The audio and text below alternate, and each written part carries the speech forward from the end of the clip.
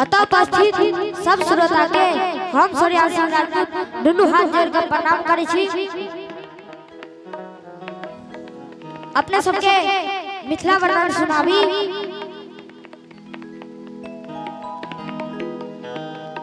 एहन सुंदर नहीं कोनो धामियो भैया,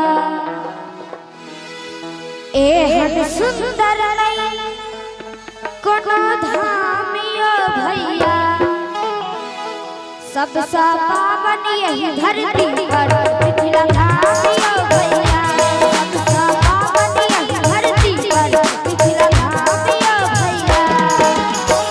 एहन सुंदर नहीं कोनो धामियो भैया, एहन सुंदर नहीं कोनो धामियो भैया, सबसे पावन यही धरती पर मिथिला धामियो भैया, सबसे पावन यही धरती पर मिथिला धामियो भैया।